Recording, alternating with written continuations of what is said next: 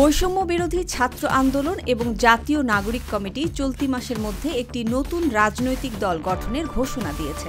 দলের কাঠামো, গণতন্ত্র, নাম ও প্রতীক নির্ধারণ নিয়ে চলছে শেষ মুহূর্তের প্রস্তুতি। আগামী এক সপ্তাহের মধ্যে চূড়ান্ত হতে পারে সব সিদ্ধান্ত। গণ অভ্যুত্থানে নেতৃত্ব দেয়া শিক্ষার্থীদের নিয়ে গঠিত এই রাজনৈতিক দল মধ্যপন্থার দল হবে বলে জানিয়েছে জাতীয় নাগরিক কমিটির আহ্বায়ক নাসির উদ্দিন পাটোয়ারি।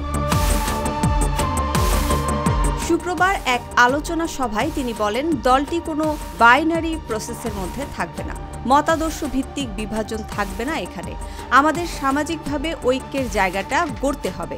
সৌম্য, ন্যায় বিচার ও সুশাসনকে ঘিরে মধ্যপন্থার দল গঠনের পরিকল্পনা ছাত্রদের। নতুন দল গঠনের কাজটি তত্ত্বাবধান করছে জাতীয় নাগরিক কমিটি এবং বৈষম্য বিরোধী ছাত্র আন্দোলনের নেতারা। নাগরিক কমিটির সদস্য সচিব আখতার হোসেন বলেছেন, বাংলাদেশে বামপন্থী কিংবা ডানপন্থী রাজনীতির যে ধারা রয়েছে, ছাত্রদের নতুন দল যেন সেটার কোনোটির মধ্যেই না থাকে। এই অবস্থানকে তারা বলছে মধ্যপন্থী। এই দলটি বাংলাদেশ প্রশ্নে এক থাকতে চায়।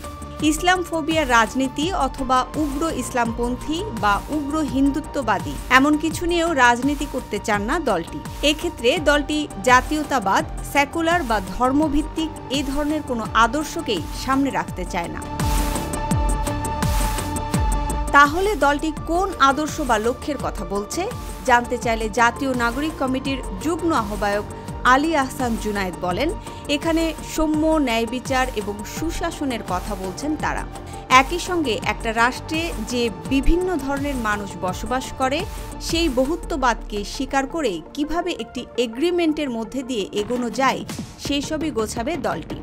তারা বলছেন, যেভাবে এই গণ অভ্যুত্থানে তারা এগিয়েছেন, সেটাকেই তারা মূল ফোকাস পয়েন্টে রাখতে চান। আদর্শ যেটাই হোক, ছাত্রদের নতুন দল কতটা জনপ্রিয়তা অর্জন করতে পারবে সেটা আগে থেকে বোঝার উপায় নেই। তবে এটাও ঠিক, দেশটিতে গত 40 বছরে নতুন তৈরি হওয়া কোনো দল ভোটের মাঠে সেভাবে সুবিধা করতে পারেনি। তবে দেশে না হলেও গত কয়েক দশকে বিশ্বের বিভিন্ন দেশে নতুন নতুন রাজনৈতিক দলের অল্প সময়ের মধ্যেই ক্ষমতায় আসার নজির আছে, যার মধ্যে বিশ্বব্যাপী বিশেষভাবে নজর কেড়েছে তুরস্কের রিচেপ তাইয়েপ এরদোয়ানের একে পার্টি, পাকিস্তানের ইমরান খানের তেহরিকি ইনসাফ এবং ভারতের অরবিন্দ কেজরিওয়ালের আম আদমি পার্টি। সফলতার মন্ত্র খুঁজতে ছাত্ররাও নতুন এই 3টি দলের কর্মসূচি, সাংগঠনিক কাঠামো ইত্যাদি যাচাই বাছাই করছে।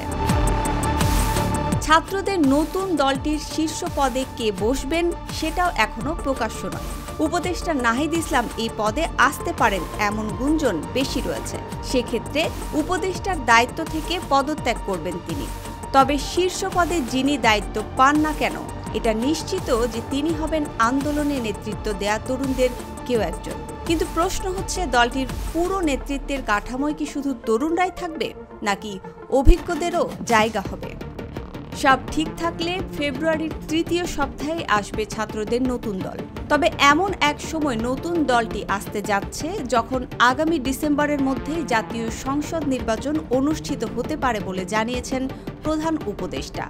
সেটা হলে খুব দ্রুতই নির্বাচনের মুখোমুখি হতে হবে নতুন দলকে। সেক্ষেত্রে শুরুতে দেশের সবগুলো সংসদীয় আসনে দলটি প্রার্থী দেবে কিনা বা সেই সক্ষমতা আছে কিনা তা নিয়ে সংশয় থাকলেও এখন সব আসনেই নির্বাচনে অংশ নেওয়ার কথা বলছেন সম্ভাব্য নতুন দলের সঙ্গে সংশ্লিষ্টরা। মুসবা আলিম তিন্নি, জিটিভি নিউজ।